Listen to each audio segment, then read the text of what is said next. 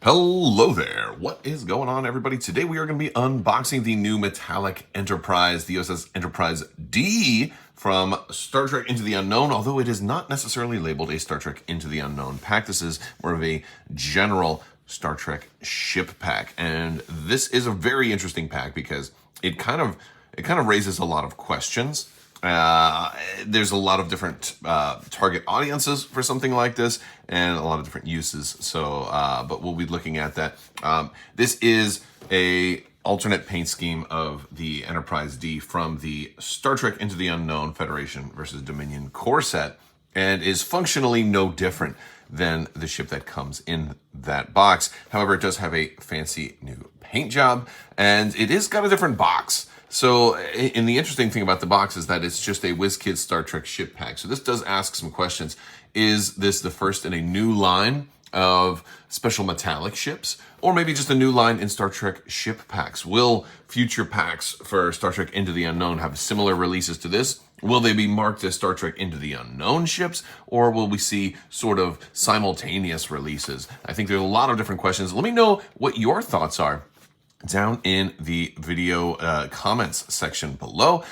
We are still doing, there's just a little bit of time left to enter to win that latest $25 Amazon gift card giveaway. You just have to be a subscriber and leave a comment on this or one of my videos. It's as simple as that. Just go ahead and let me know your thoughts on if you think we're going to be seeing more metallic ships, and is there any ships that you would really love to see in a fancy new alternate paint scheme from the Star Trek universe or from Star Trek Into the Unknown so far, because I think it's really exciting to think about some of the different possibilities that they have. But from what I understand, this was made to appeal primarily to collectors. So if you want to take a look at the back of the box, here it is right here. We've got, you are going to be able to do saucer separation. So even if you're not a fan of tabletop gaming and you're not a fan of Star Trek Into the Unknown, this is still a fantastic purchase. I want to say this was about $29.99. I pre-ordered it a while ago, and I'm glad that it was able to come. We did get something else with this too. We did get a foil Benjamin Sisko, which came all wrapped up in here. So we're going to unbox that, and we're going to also unbox this and take a look at all of it. So this is really cool. And on the back, it does say display it on its own or use the included components to add it to Star Trek Into the Unknown core set requires. And that is primarily how they wanted this to work. I think Wiz Kids was really smart when they made this game, because they figured when they made Star Trek Into the Unknown, they figured, hey, look, this is going to be a really cool game, but also the components are so high quality that there are going to be collectors that want this.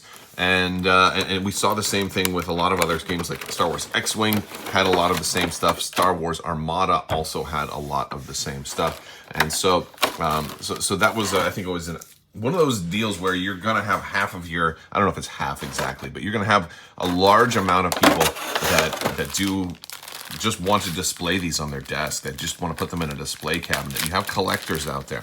And maybe some of those collectors will want to also play the game. So we have a little bag here. And we've got our shipboard. Now this is functionally no different than the shipboard that we have in the game, or in the core set. But this does allow you to run 2 Galaxy class ships. However, there's no current scenario, at least at the time of me filming this, there is no scenario to run more than 1 large ship for the Federation. So perhaps we will see something like that in the near future. Of course, if we do, I'll be covering it and I'll be bringing that to you. So that'll be something that we talk about. And we also have, what do we have in here? We have our damage deck, and we have some ship pegs. Now, the interesting thing about this is that there's only 3 ship pegs, and I think in the core set you ended up with 5, so you could put it up a little taller than it normally would be. Yeah, let me go ahead and get this out. This is a little tricky, and I don't want to break this thing. So we're gonna go nice and slow. There we go. We've got our, there it is. There it is. All right. So we've got our base here, and we've got our large base and our medium base. And of course, if you are new, if you haven't played the game already, the reason you have 2 bases is because you may want to separate the saucer section. And if you do, you can fly it around on this. These are gameplay components, although you'll use this to display the ship if you want it just on display. This one won't necessarily be needed if you're just looking to display the ship. This one is so that the saucer section can fly around independently of the star drive section, and so then you could separate the two. Now, we've got to get this thing out of here. Now, I always hate these sort of plastic blisters as they sort of mold around here. It's always kind of scary that I'm always afraid that I'm going to break something. So we've got the saucer section right here. Oh, it is so shiny. This is a really exquisite paint job. It looks great. The decal is really nicely placed on there. Looks very, very good. Very, very good. Here's the top version. And we'll do a comparison to the other Galaxy class as well. And I'm also going to compare this to the Jem'Hadar ships because they have a little bit of that metallic sort of look on them. Now, this is a fairly hard plastic, but not super hard because, again, you can still do a little bit of bending here. Not very, very much. So just be careful with it. And here we have the star drive section. We'll go ahead and assemble the whole thing here in a moment. And I do want you to see, it looks like I have a little bit of paint application miss right there. I don't know if you can see that. Slight little blemish, but not the end of the world.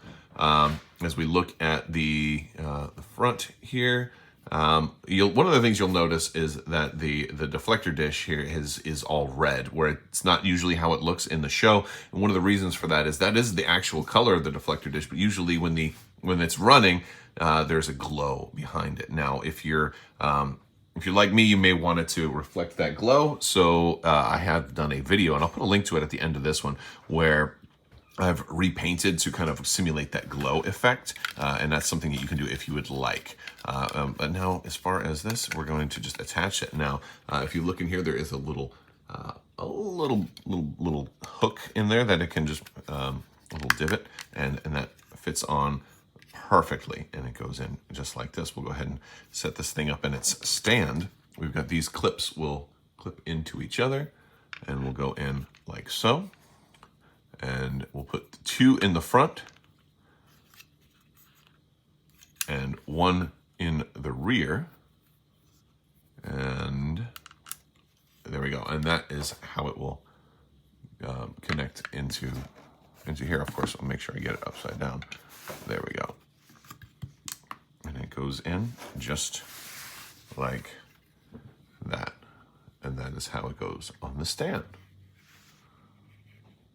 Now, just so we can get a look at all of the cardboard components that come in here, here's the back of the shipboard. Again, in case you haven't seen it, this is something, if you're a collector, you probably won't need this, but this is something that you will use for the game to be sort of your control panel for managing your personnel as they are on the ship, and your various alert statuses, and your crew dial. If your crew takes damage, those numbers will go down as your ship takes damage to hull, and as you lose power from reserve power. All of that stuff can be controlled on this board.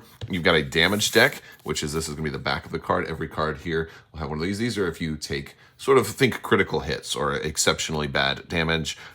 This is a sort of a randomized pile. And then we have our Benjamin Sisko foil crew, and we'll go ahead and open this one up nice and gently. Now, I've already got a couple of these that I had gotten from Wiz Kids. So this one's going to go over on Patreon.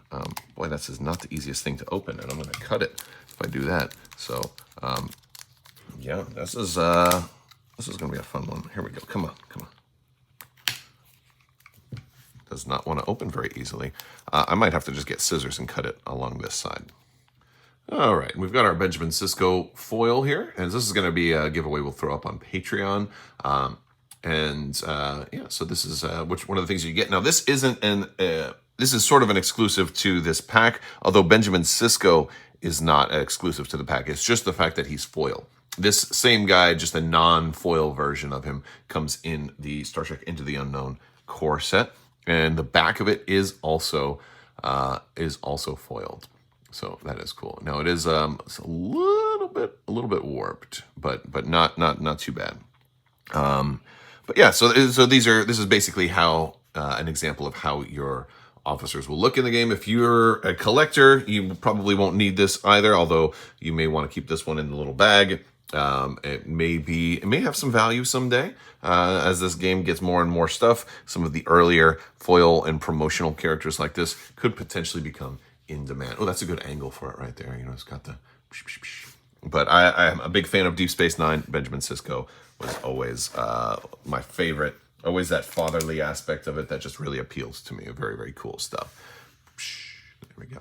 All right, so I want to also compare the two.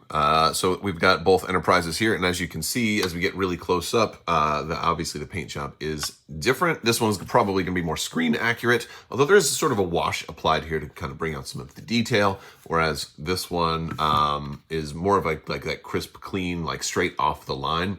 And this is kind of cool too, because it's a great way to, if you're running multiples of these ships, you're going to be able to easily distinguish between the two. Of course, you do have parts in the base to be able to numerically categorize them as well, but it is also very nice to have that visual representation. Not necessary at all if you play the game, but if you like to kind of fancy up your games like I do, then I think it's a must-have. So very cool stuff. And again, if you were thinking about repainting the saucer section, this is kind of how I have done mine. Initially, this one did look the same. It was all the way red all the way through, but I wanted mine to be a little bit more reflective of the episodes of TNG. You know. So there we go. I also want to compare it to the Jem'Hadar. We've got the Jem'Hadar battlecruiser here, and it's kind of a similar chromed out sort of a metallic base coating over a lot of that as well, in that it is shiny, but it's not mirrored shiny, right? It's sort of like a matte shiny, which is a really nice look for it. I dig it. I dig it. I think it looks very cool. Overall, I think this is a really beautiful ship. I definitely would recommend it. I'm a little upset about this one little section right here that is sort of like, almost like, oh my goodness, I didn't have it in there all the way. I should edit that out, but I'm going to leave it in because it's funny. But yeah, I'm a little annoyed about that. This almost looks like it was a fingerprint that like smudged some of the paint off before it was dry. But other than that, I mean, it's not really, and it's in the back where I'm not even going to be looking most of the time. So I don't even think that I would complain too much about it. I'm fine with it because I'm also not super worried. As you can tell, since it just fell, like I'm not super worried about my ships being 100% pristine perfect because I'm going to play with them and I'm going to play with them a lot. So they're going to get a lot of fingers on them and stuff like that. I like to play with my toys, so I don't really mind it that much, but I know that it's that some people, especially the collectors out there, would, and I'm sure that Wiz Kids would replace it for you if you had a problem with it. But I'm going to keep this one because I'm okay with that. Plus, I've got lots of chrome paint. I can always fix that if I really want to. So I don't mind at all. But overall, it's really nice. It's pretty, it's beautiful, and of course you got the star drive separation. Oh, here's how that works, by the way. If you wanted to separate the star drive, you would take this off, you would put this on this smaller medium base here, and boom, and there we go. And then then they could fly around separately of each other on the battlefield, shooting each other, transporting crew. And if you guys were just we're curious of what else is available for Star Trek Into the Unknown right now, we've got like various other classes of ships, and there's more on the way. And of course, we'll be covering all of that as it becomes available. So very cool stuff. Take a look. I've got several other videos about Star Trek Into the Unknown. We're going to be covering everything that they do for it because it's a super cool game that really captures the feel of Star Trek and also allows you beautiful ships on your tabletop. All right, so there is a look at the new shiny metallic version of the U.S.S. Enterprise D NCC 1701D. This thing is very, very cool, and you don't need it if you want to play Into the Unknown, but if you want to spice up your game, or if you're just a collector, it makes a fantastic addition at a very affordable price point, especially for a ship of its size and detail, as well as functionality. Being able to remove the saucer section is really the chef's kiss to a collectible miniature game or a collectible miniature line, and really kind of adds a toy factor and a bit of nostalgia to any type of purchase that you're looking to make. I love it. I think it's absolutely beautiful, and hopefully you have enjoyed this video. If you did, go ahead and give it a like and subscribe, and don't forget to enter to win that giveaway. We're still running that. There's just a little bit of time left to enter to win that $25 Amazon gift card giveaway. I want to thank you all so much for watching. Big thanks to my patrons. You guys are absolutely amazing. Don't forget to look out for that Benjamin Sisko foil that's going to be thrown up on Patreon. If you're not yet a patron, you are interested in supporting the channel, getting early access to features, getting possibly your name in the credits depending on your pledge level. There's all sorts of different options down on Patreon you can check out as well. I want to thank you all so much for watching, and as always, may the force be with you. Live long and prosper. Be excellent to each other. Party on, dudes, and always wash your socks.